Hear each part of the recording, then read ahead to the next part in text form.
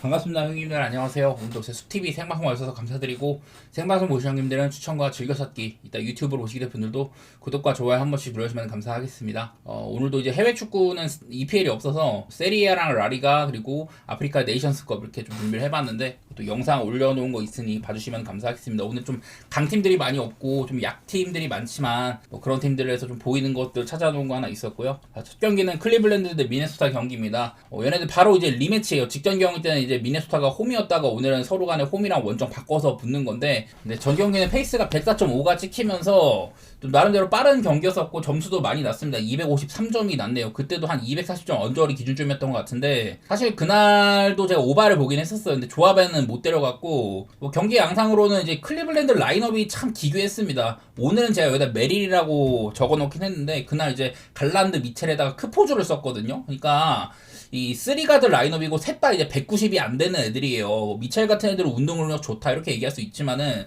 전반적으로 사이즈가 확실히 불리한 라인업이었는데 미네소타가 그러다 보니까 너무 쉽게 갔던 것 같습니다. 디빈첸조, 앤트맨, 맥다니엘스, 랜들, 고베어, 모든 포지션에서 미네소타가 사이즈가 저는 우세하다고 봤어요. 랜들은 뭐 모블리보다 키는 작아도 파워가 확실히 있는 선수고, 모든 포지션에서 미네소타 사이즈 우위를 확실히 가져갔는데, 이런 것들도 요즘 NBA에서는 많은 팀들이 신경 쓰는 부분이거든요. 그래서 클리블랜드의 라인업 운영이 조금 애매했다고 생각이 되고, 그런 면에서 미네소타가 좀 편한 게임을 했다. 이날 미네소타는 3점 슛이 50%가 넘었었고, 그냥 경기 흐름상으로는 클블이 이제 2쿼터 때 이제 전반전에 좀 앞서 나가는 것도 있었지만은 1쿼터랑 3쿼터 때 모두 다 미네소타가 큰 런을 달렸습니다. 1쿼터 초반에 이제 17대 5런을 달렸고, 이거를 다 뺏겼지만은 다시 이제 3쿼터 때는 또 이제 13대 0 런도 나왔었거든요. 그래서 이런 거로는 미네소타가 어쨌든 좀 좋은 흐름을 가져갔다 이렇게 볼만은 한데, 또 보면 이제 페인트존 안쪽에서의 득점 같은 거는 클블이 또 많았어요. 그러니까 나는 클블이 좀 더 라인업을 신경 썼으면은 좀 괜찮을 만도 했지 않을까 이런 생각도 하긴 합니다.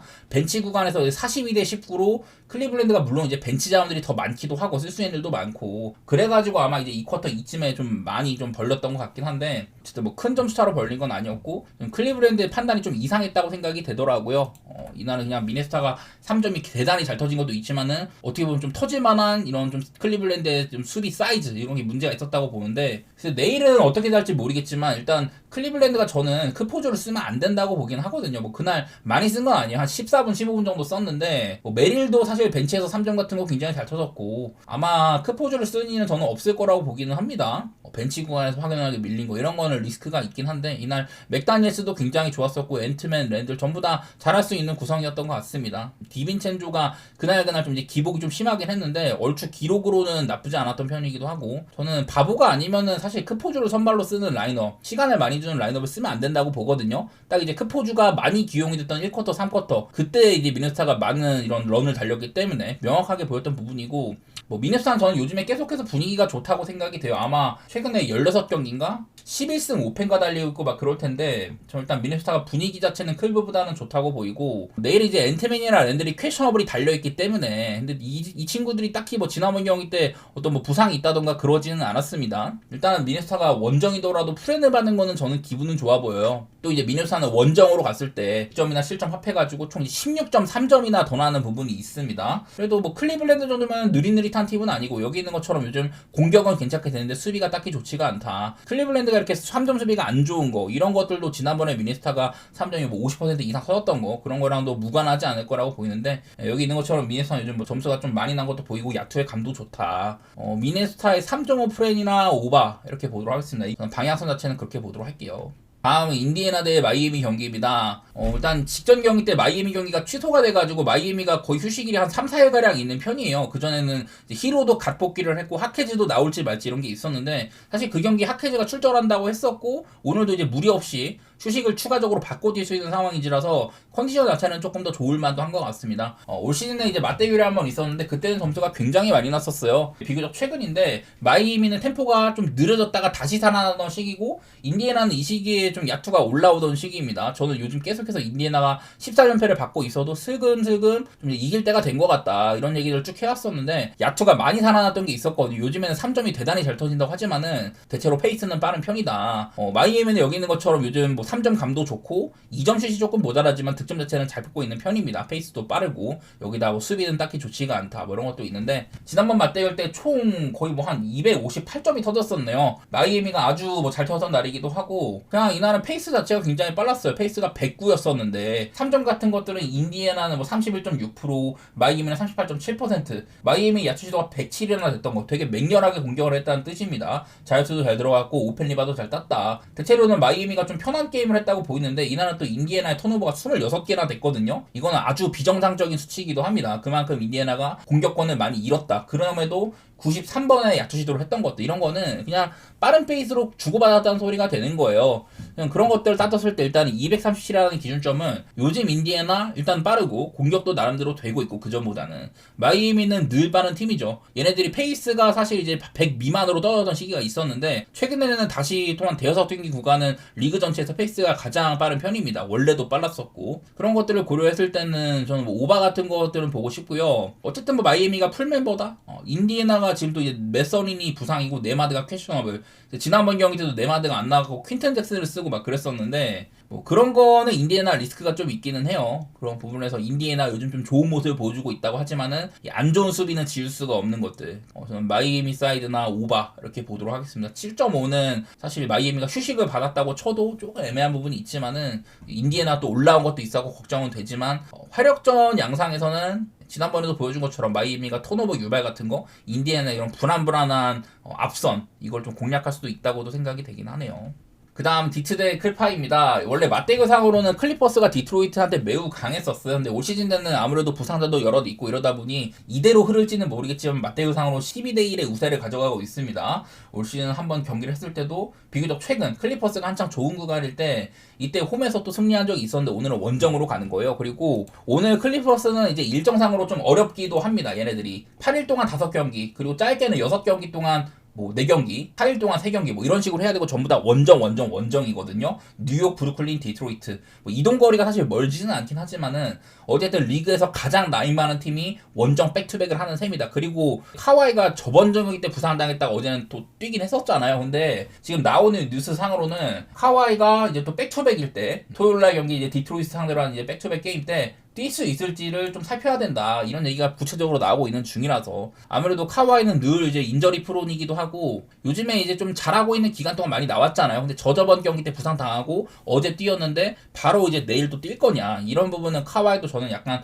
좀 리스크가 있다고 보는 편입니다. 카와이가 없는 경우에는 팀적으로는 공수 양면에서 손실이 발생을 한다 이런 것도 좀 볼 필요는 있겠네요. 언더오버는 뭐 그다지 보이지 않지만은 팀 경기력 면에서는 문제가 생길 수가 있다 이런 게 보이고 커닝햄도 여기 있는 것처럼 없을 때는 언더로 가는 게 더 많이 보이긴 하지만 어쨌든 있을 때가 조금 더 좋은 점은 당연히 많이 보이는 것 같아요. 내일은 커닝햄이 나올지 안 나올지 여부는 불투명하더라도 일단은 하루 쉬었기 때문에 나올 가능성이 좀 더 있다고 보이기는 하고 그 요즘에 이제 듀렌이나 해리스 이런 빅맨들이 많이 빠졌던 경우가 있잖아요. 디트로이트가 이제 한 4-5경기가 하나 되는데 그래서 그전이랑 최근 이렇게 좀 두 가지를 비교를 해봤습니다. 가장 많이 보이는 건 일단은 언더오버 차이인 것 같아요. 사실 득점을 내는 거는 뭐 한 2.2점밖에 차이가 안 나는데 실점 면에서 해리스나 듀렌이 없는 기간 동안 실점이 거의 한 9.5점 정도 들었고 본인들의 야투 시도도 5번 정도 적어진 게 눈에 띄네요. 자유투도 못 듣고 있는 게 보이고 상대한테 자유투도 거의 뭐 한 8.5회 정도 덜 주고 있습니다. 그러니까 최근에 디트로이트는 전부 다 언더로 직결되는 부분이기도 하고 그래서 그런 것들을 따졌을 때는 언더를 좀 생각하게 됩니다. 디트로이트는 알다시피 얘네들도 페이스가 그다지 빠르진 않아요. 요즘에도 빠르게 안 지키고 클리퍼스는 늘 최하위권의 이런 속도를 보여주는 팀이다. 그리고 클리퍼스는 백투백일 때 0승 5패로 리그에서 가장 늙은 팀답게 백투백일 때 약한 면모도 있거든요. 저번 경기 때는 하든이 정말 잘해가지고 여러가지 뭐 문제점들이 가려졌지만은 사실 뭐 주바치도 약간 좀 수비적으로 안 좋은 게 보였다든지 아주 안정감 있는 경기는 아니었던 것 같긴 합니다. 브루클린 상대로 상대가 3점이 너무 저점이어서 그렇지 클리퍼스가 딱히 엄청 좋았다? 저는 뭐 그런 생각까지는 안 들었던 것 같아요. 이런 일정상의 어려움이라든지 뭐 그런 것들 고려해봤을 때 디트로이트가 지금 여기 있는 것처럼 좀 완성된 면모가 많이 보이죠. 좋은 야투나 3점에 비해 점수를 많이 안 나는 것 그만큼 느린 팀이라는 소리이기도 하고 수비적으로는 상당히 좋다. 해리스나 듀렌이 없는 기간에도 이런 백업 그 빅맨 자원들로도 아주 좋은 수비를 펼치고 있는 것들, 그런 것들을 고려했을 때 이게 220.5라는 너무 낮은 기준점이 아쉽지만은 또 언더를 보고 싶고, 저는 클리퍼스가 이렇게 좀 백투백인 경우에 많이 약했던 거 무너질 가능성도 분명 있다고 봐요. 그래서 7.5여도 디트로이트를 좋게 보도록 하겠습니다.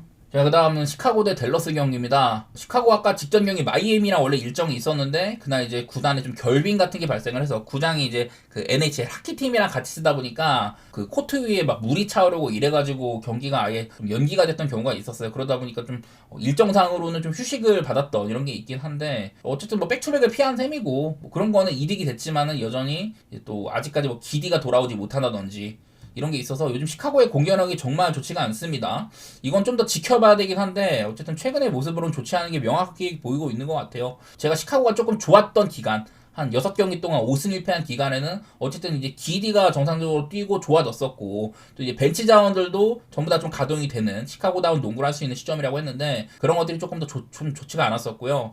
댈러스는 이제 바로 직전 경기 때 그 이제 쿠퍼 플래그가 나름대로 안 좋았다가 다시 살아났었거든요. 근데 또 이제 유타전에서 그 클레이 탐슨까지 3점이 되게 폭발을 했는데, 이날 뭐 AD도 부상당하고 좀 안 좋았습니다. 그냥 이길만한 경기였던 것 같은데 이걸 놓친 것도 그렇고, 사실 일정상으로 뭐 휴스턴을 잡는가 하면은 그 다음에 세크라멘토한테 똥게임 끝에 승리를 거두고, 댈러스가 마땅히 뭐 좋은 기간은 아니고 또 언더셀도 많이 보이고 있는 시기거든요. 이 시카고도 요즘에 페이스가 좀 떨어진 것도 있고, 아무래도 이제 POA 선수들 화이트라든지 기디 이런 친구들이 좀 빠지다 보니까 그런 부분에서 공격 전개도 어려움을 겪고 있는 것 같은데, 또 이제 다른 애들 뭐 부젤리스 같은 애들 컨디션 꾸준히 좋은 것도 있고 뭐 이런 거는 괜찮아요. 내일은 또 이제 스미스나 허더가 복귀를 한다면 벤치도 탄탄해질 거다. 이런 부분들은 시카고가 좀 긍정적인 부분이긴 하지만은, 어쨌든 최근에 이런 지표 언더세가 보인다든지 공격이 지지부진한 거, 이런 것들을 뭐 지울 수는 없겠더라고요. 최근 3경기 동안 99점, 101점, 93점 뭐 이렇게 기록을 했는데, 글쎄 뭐 댈러스가 딱히 뭐 느린 팀까지는 아니지만은 어쨌든 얘네들도 공격이 지지부진하고, 또 AD나 게포드가 빠지는 거를 좀 볼 텐데요. 여기는 기록상으로는 사실 별 차이가 안 나요. AD랑 워싱턴이 모두 없는 경우, 아마 내일 같은 경우일 겁니다. 이런 경우랑 둘 다 뭐 뛰는 경우나 뭐 이런 경우랑 사실 아주 뭐 큰 차이까지는 안 나거든요. 세부적으로 봐도 수비적인 내용으로 상대의 슈팅 효율성을 억제한다든지 뭐 턴오버 유발이나 이런 것들이 아주 뭐 큰 차이는 안 나는데, 일단 뭐 이름값으로 봤을 때 저는 내일 예상 라인업이 아마도 네마드, 크리스티, 마샬, 플래그, 게포드 이렇게 나올 것 같거든요. 아무래도 워싱턴이나 AD가 없으면 이 자리에 뭐 사이즈가 좋은 애들을 그나마 세운다면 아마 이렇게 될 겁니다. 근데 이거도 사실 이제 높이 부분에서는 좀 이제 좀 손실이 있다고 봐야 되고, 게포드가 좀 어떤 한 팀의 주전을 먹기에는 저는 뭐 공수 양면에서 좀 모자라다고 보긴 하거든요. 네마드, 크리스티, 마샬 이것도 좀 사이즈가 딸릴 수가 있는데, 이 라이언 네마드를 조금 볼 필요가 있습니다. 자, 라이언 네마드가 초반에 거의 뭐 이제 댈러스의 구세주였어서 초반 시간을 조금 받다가 못 나왔는데, 갑자기 얘를 기용하더니 얘가 뭐 더블도 하고 좋은 기간이 좀 있었습니다만은, 최근 경기들에서는 그냥 9경기 가량 일단 출전 시간도 많이 줄었고, 야투율이 37.3%, 3점이 23.8%로 굉장히 많이 줄었거든요. 팀에 딱히 도움이 안 되고 있는 면모들이 좀 있더라고. 그래서 네마드가 뛰는 게 지금 당장 이제 댈러스한테 도움이 될 거냐. 요즘엔 네마드를 안 쓰고 그냥 쿠퍼 플래그를 또 1번으로 쓰고 그런 날들이 좀 많았어요. 네마드가 뛰게 되는 거, 이것도 댈러스한테 딱히 뭐 플러스라고 보이진 않아서 전 둘 다 별로라면 그냥 홈팀을 보는 게 일단 옳다고 좀 생각을 했습니다. 그리고 시카고는 이제 홈으로 오게 되면은 원정일 때에 비해서 13.8점이나 언더로 가는 게 있더라고요. 이게 그전에는 거의 한 17, 18점가량 차이가 나는데, 요즘에는 이제 원정에서도 점수를 못 내갖고 좀 간격이 줄어들긴 했어요. 그래도 딱히 이게 홈으로 온다고 해가지고 뭐 오바로 가가지고 간격이 줄은 건 아니다. 그냥 원정에서도 언더가 나가지고 그런 거다. 그렇게 본다면은 저는 뭐 언더도 한번 고려는 해보도록 할게요. 리스크라면은 이것도 뭐 지표로는 언더로 많이 가는 게 보이긴 하는데, 나름대로 시카고도 좀 빠른 팀이니까 페이스를 올릴 때는 올리니까, 또 화이트가 경기에 나설 때의 모습들 그런 것들은 달라질 수가 있기 때문에 이런 거는 조금 걱정거리긴 하지만, 어쨌든 지표로는 저는 언더가 좀 더 가깝다고 보는 편이네요. 자, 그 다음은 보스턴 대 샌안토니오 경기입니다. 여기도 이제 맞대결상으로는 보스턴이 6대0 정도로 3시즌 연속으로 전부 다 뭐 승리를 거뒀다고 하는데, 근데 뭐 지난 몇 년 동안 샌안토니오가 이제 웬벤야마를 드래프트를 했어도 아직까지 올 시즌처럼 이렇게 막 치고 나가는 그런 시즌들은 아니었거든요. 보스턴은 꾸준한 강팀이었고, 오늘도 사실 보스턴이 좀 어렵게 이기긴 했어요. 글쎄 뭐 브라운도 다른 날보다는 야투가 조금 안 살았지만은 자유투는 잘 터졌고, 전반적으로 3점도 나쁘지 않은 편이었는데, 이게 토론토를 딱히 뭐 억제를 잘하지는 못했습니다. 오늘 토론토는 잉그램이나 반즈 이런 애들이 없었고 바렛까지 막바지 이제 부상당하던 그런 날이었는데 마힌도 실패를 했고 근데 이제 백투백일 때 5승 1패로 괜찮았다고 합니다. 어쨌든 보스턴이 요즘에 좀 기세 자체는 괜찮은 편이죠. 아마 17경기 동안 14승 3패인가? 13승 4패인가? 아주 뭐 좋은 기간을 달리고 있기도 해가지고 일단은 보스턴이 뭐 딱히 뭐 나쁘지는 않아 보이긴 합니다. 그리고 샌안토니오는 한창 잘 나가다가 이제 요즘에 딱 드러나는 건 NBA 컵 대회 4강에 올랐던 팀들이 전부 다 주춤하거든요. 동부에 이제 올랜도랑 뉴욕 닉스, 서부에서는 오클라호마, 샌안토니오인데 얘네들이 요즘에 다 주춤해요. 컵 대회 끝나가서 바로 막 부진한 경우가 있다고 했지만은 지금 거의 뭐 한 달가량 지난 시기인데 요즘에 좀 부진하더라고요. 샌안토니오도 경기력이 좀 흠집이 난 모습이 있더라. 당장 7경기 동안 3승 4패니까 이때 뭐 유타나 클블 그리고 포틀랜드 멤피스 이런 팀들한테 졌었고 사실 뭐 이기는 경기도 좀 이제 상대랑 비등비등 하거나 상대가 좀 실망스러운 팀인데 좀 어렵게 이기는 그런 부분들도 눈에 띄었던 것 같습니다. 그나마 이제 직전 레이커스 상대로는 107대 91로 상대 뭐 잘 막으면서 무난한 게임 했다고 할지라도 그날 이제 또 3점이 25개 중에 4개로 굉장히 안 터지기도 했었습니다. 여전히 웬매냐마를 뭐 길게 쓸 수 없는 상황에다가 이런 부분들은 저는 좀 샌안토니오가 아쉬워 보이기는 하거든요. 샴페니도 그날 3점 기복이 심한 것도 있고 그나마 나아진 거는 여전히 이제 벤치에서 하퍼는 안 좋았을지라도 켈든 존슨은 27점으로 벤치 에이스다운 면모를 보여주긴 했다. 뭐 이런 거는 긍정적인데 그날 레이커스가 뭐 이제 백투백에다가 뭐 르브론도 없고 이런 것도 있었어요. 상대 레이커스 3점이 굉장히 안 들어갔습니다. 그래서 샌안토니오가 직전 경기를 승리를 했다 가지고 이거를 뭐 반등했다고 볼 건 저는 없는 것 같고 어쨌든 보스턴은 백투백일 때 크게 흔들리지 않는다. 그리고 요즘에 보스턴이 좀 점수도 굉장히 잘 내요. 3점 방어는 안 된다고 하지만 요즘 샌안토니오 공격이 마탱이가 간 상황이고 샌안토니오는 그래도 수비 자체는 어느 정도 해주는 거는 있다. 자, 보스턴은 이런 게 있습니다. 가장 이제 스크린 어시스트를 잘해준 선수들이 누구냐 쭈루룩 있는데 여기 보면은 백업 빅맨에는 루카 가르자가 있고 3등에는 코넷이 있습니다. 얘는 이제 샌안토니오 소속이지만 작년에 이제 보스턴에 있던 친구고 5등에도 니마이스 퀘타가 있어요. 그러니까 탑5 중에서 한 3명 정도가 전부 다 보스턴이랑 연관이 있는 선수라는 거거든요. 보스턴 출신의 혹은 현재 보스턴에서 뛰는 빅맨들은 스크린 어시스트 비율이 굉장히 높고 이제 수비의 마크를 좀 떼어낼 수 있는 좀 노마크 상황에서 혹은 상대 수비가 타이트하게 붙지 못하는 그런 슈팅 찬스를 잘 낸다는 건데 그런 부분 때문에 보스턴이 3점이 늘 좋은 거예요. 시즌 초반에는 보스턴 3점이 꼴찌 수준에서 놀다가 지금 거의 한 37%까지 올라왔습니다. 최근에도 꾸준히 분위기는 좋은 상황이고 뭐 이런 차이를 통해서 보스턴이 지금 잘 나가는 데는 단순히 그냥 뭐 브라운이 잘해주고 있다 이런 걸 떠나서 이런 구조적으로 좋은 찬스들을 만드는 이런 팀적인 이런 유기적인 플레이들 그런 것들이 좋다고 느끼거든요. 샌안토니오에 있는 뭐 팍스나 캐슬 이런 애들은 뭐 파이트 스루로 아예 뭐 스크린 벗겨내고 수비를 쫓아가는 이런 면모도 보여주는 팀들이고 보스턴은 어쨌든 간에 지금 일정상으로 쉽지는 않다. 홈에서 연전 백투백이긴 하지만은 어쨌든 뭐 백투백 때 강했던 것도 있고 여러 가지 뭐 리스크들은 좀 있다고 보지만 저는 현 시점에서 샌안토니오 흔들리는 것보단 그냥 보스턴을 보는 게 조금 더 나아 보이긴 하네요. 아까 말했던 막 그 클리퍼스 같은 팀들처럼 백투백일 때 그냥 무너질 만한 팀 저는 보스턴이 그렇게는 안 보이는 것 같습니다. 그리고 230.5를 받았는데 저는 요즘에 보스턴은 오버보기 좋은 팀이라고 생각을 하거든요. 직전 경기 토론토도 딱히 뭐 빠른 팀도 아니고 그런 팀이랑도 오버가 났는데 샌안토니오 때문에 조금 걱정이네요. 요즘 공격이 참 원활하지가 않아가지고 언더오버는 좀 어렵지만 저는 일단 오버로 생각 중이고 보스턴을 좋게 보도록 하겠습니다.